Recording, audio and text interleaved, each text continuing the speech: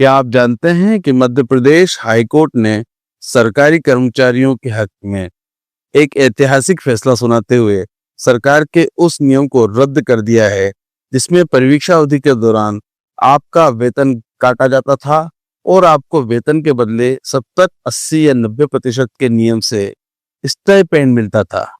तो यह वीडियो आपके लिए है क्योंकि आपको अपना पूरा पैसा वापस मिलेगा।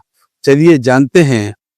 माननीय जस्टिस विवेक रूसिया और जस्टिस दीपक खोट की बेंच ने अपने आदेश में क्या, इस आदेश में मध्य प्रदेश उच्च न्यायालय ने रिट पिटीशन संख्या 13,195 वसीम अकरम, स्वाति जैन, आदित्य मिश्रा एवं अन्य बनाम मध्य प्रदेश राज्य तथा इससे जुड़ी अन्य याचिकाओं पर फैसला दिया है।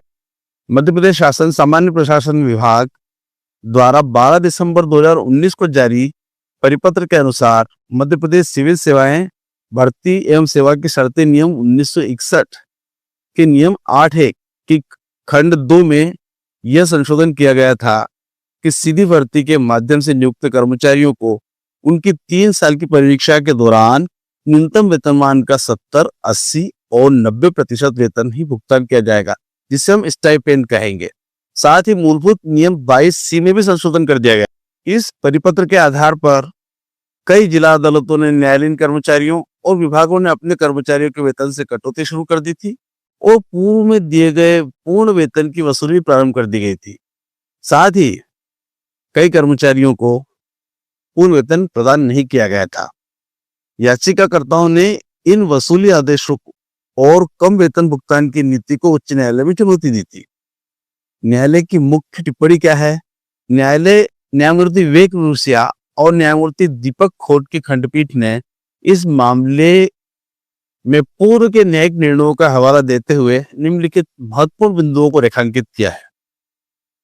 न्यायालय ने माना कि यह आदेश समान कार्य समान वेतनमान की नीति का उल्लंघन करता है।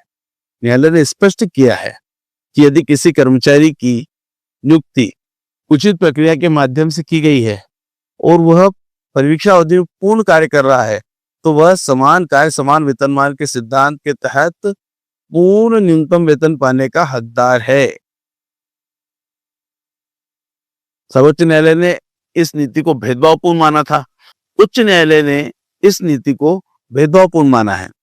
न्यायालय ने पाया कि परिपत्र भेदभाव पैदा करता है।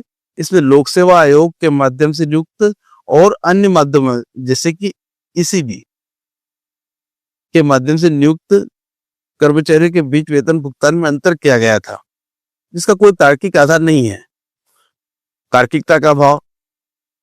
खंडपीठ ने कहा कि परीक्षा अवधि के दौरान 70, 80 और 90% के स्लेब में मानदेय देने का कोई ठोस तर्क औचित्य नहीं है। पूर्व निर्णयों का भी संदर्भ लिया है न्यायालय ने। इसमें न्यायालय ने अपने निर्णय में 3 प्रमुख मामलों का उल्लेख किया है। दिल्ली राज भिलाला बनाम मध्य प्रदेश राज्य, रिट अपील नंबर 1498/2024। इसमें इस विवादित परिपत्र को पहले ही दोषपूर्ण माना गया था।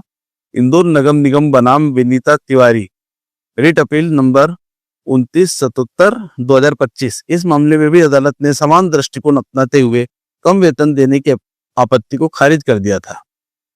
साथ ही छत्तीसगढ़ उच्च न्यायालय के अमृतलाल साहू बनाम छत्तीसगढ़ राज्य मामले में भी इसी प्रकार का निर्णय दिया गया था। न्यायालय ने अपने अंतिम आदेश में कहा है कि वेतन कटौती और वसूली के संबंध में जारी किए गए सभी आदेशों को रद्द कर दिया गया है न्यायालय द्वारा, जिन याचिकाकर्ताओं के वेतन से पहले ही कटौती की जा चुकी है। माननीय न्यायालय ने सभी याचिकाओं को स्वीकार करते हुए निम्नलिखित आदेश पारित किया है। वेतन कटौती और वसूली के संबंध में जारी किए गए सभी आदेशों को रद्द कर दिया गया है। जिन याचिकाकर्ताओं के वेतन में पहले ही कटौती की जा चुकी है उन्हें यह राशि वापस लौटा दी जाएगी और जिन कर्मचारियों को परीक्षा अवधि के दौरान 100% वेतन नहीं मिला है उन्हें इस अवधि का पूर्ण वेतन भुगतान किया जाए। साथियों, यह निर्णय उन हजारों कर्मचारियों की बड़ी राहत है जिनकी परीक्षा अवधि के दौरान वेतन कटौती की जा रही थी। न्यायालय ने स्पष्ट कर दिया है कि सेवा शर्तों के नाम पर कर्मचारियों के संवैधानिक अधिकारों और समान कार्य समान वेतन के सिद्धांत का उल्लंघन नहीं किया जा सकता है। विदित रहे कि 12 दिसंबर 2019 के शासन के परिपत्र को उच्च न्यायालय पहले ही खारिज कर चुका है। अब डबल बेंच ने भी इसे निरस्त कर दिया है कि शासन उच्च न्यायालय के इस आदेश का पालन करेगा अथवा सर्वोच्च न्यायालय जाने के अपने विकल्प का उपयोग करेगा। यह तो समय के गर्भ में ही है, परंतु शासन सर्वोच्च न्यायालय में भी सफल नहीं हो सकता तो यह निर्णय कर्मचारी जगत के लिए मील का पत्थर साबित होगा। तो साफ है कि समान कार्य के लिए समान वेतन के सिद्धांत के आगे भेदभावपूर्ण नियम नहीं टिक सकते। कोर्ट ने स्पष्ट आदेश दिया है कि कर्मचारियों से वसूली हुई है उन्हें पैसा लौटाया जाए और जिन्हें कम वेतन मिला है उन्हें 100% भुगतान किया जाए। न्यायालय का आदेश और सामान्य प्रशासन विभाग का परिपत्र डिस्क्रिप्शन लिंक से प्राप्त किया जा सकता है। अगर आपको यह वीडियो मददगार लगा हो तो इसे अपने साथियों के साथ शेयर जरूर करें ताकि उन्हें भी इनका हक मिल सके। कानून और अपने अधिकारों से जुड़ी ऐसी सटीक जानकारी के लिए चैनल को सब्सक्राइब करना न भूलें। धन्यवाद। जय हिंद।